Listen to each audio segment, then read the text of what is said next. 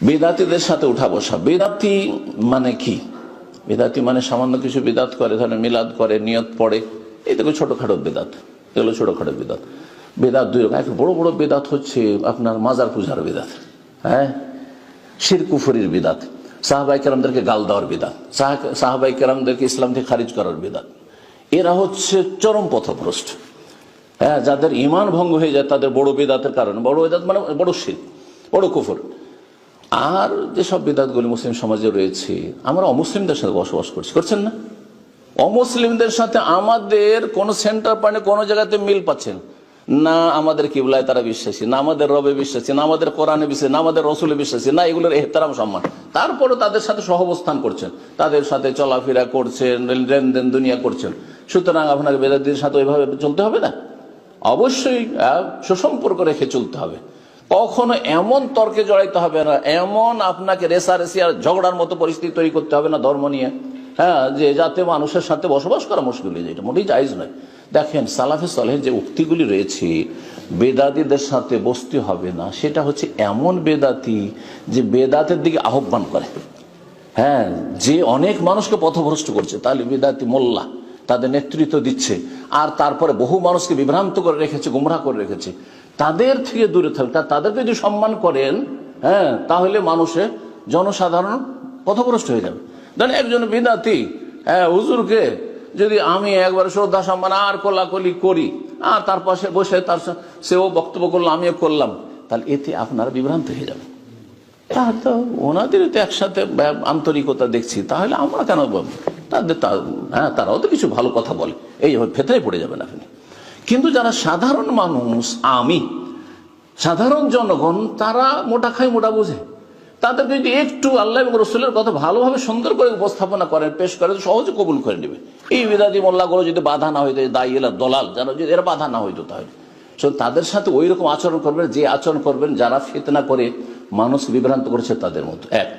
দুই নম্বর আর একটি বিষয় রয়েছে, যে আপনি কোন সমাজে বাস করছেন, সেখানে মেজরিটি বিদাতি আর অল্প কিছু সহিহ সুন্নাহর অনুসারী, নাকি অধিকাংশ লোকেরা কোরআন সুন্নাহর অনুসারী সালাফদের যুগের মতো। যেই কথাগুলি সালাফেরা বলেছেন তখনকার যুগে হাতে গোনা 2-4 জন বেদাতি, আর সবাই কোরআন সুন্নাহর অনুসারী। আর এখনকার যুগে হাতে গোনা কয়েকজন সহিহ আকীদা আর সহিহ সুন্নাহর অনুসারী, আর বাকি সবই শিরক বিদআতে লিপ্ত। তাহলে কাকে নিয়ে চলবেন আপনি? বুঝতে পেরেছেন? সুতরাং সবগুলি কথা সালাফদের যে কোনো পরিস্থিতিও ফিট করবে না, পরিস্থিতি হিসাবে ফিট করতে হবে।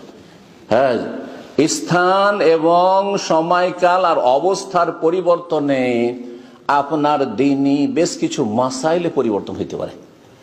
এই কথাটি বোঝার জন্য কিছু ইসলামের জ্ঞান লাগবে।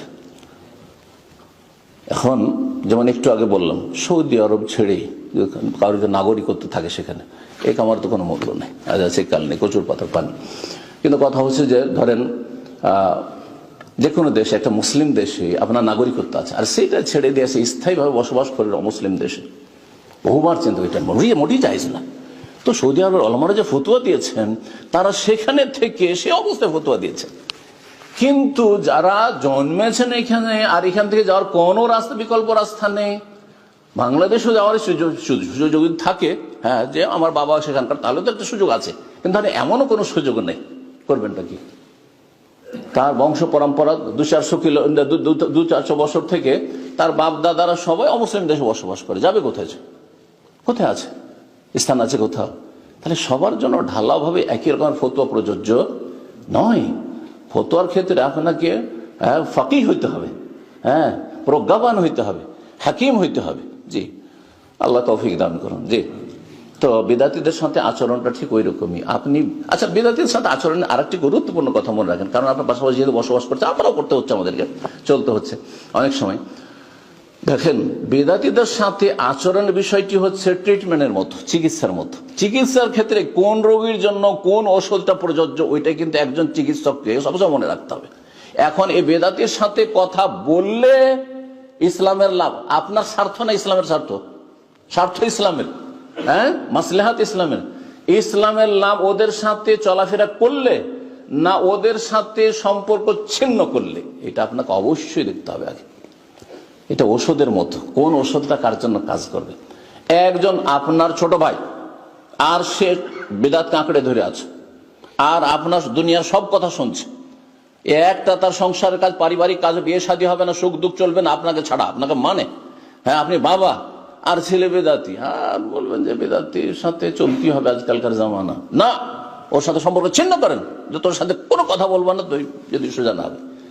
কিন্তু ধরেন বেদাতি একজন প্রভাবশালী মানুষ, এখানে বেদাতিরা সংখ্যাগরিষ্ঠ, বেদাতি ধরেন এখানে তারাই আসলে এখানে আধিপত্য কায়েম করে আছে, আর আপনারা 2-4 জন কয়জন হয়েছেন আর বলছেন আমরা পাক্কা সালাম খেয়েছি, না না এদেরকে সালাম দেবো না, এদের সাথে কথা বলবো না, এদের সাথে বসবো না, এটা ট্রিটমেন্ট হলো না, এটা চিকিৎসা হলো না। এই জন্য এটি এলাজের মতো করে নিতে হবে, যে এলাজ কোনখানে কোন রোগের জন্য, কোনটা প্রযোজ্য।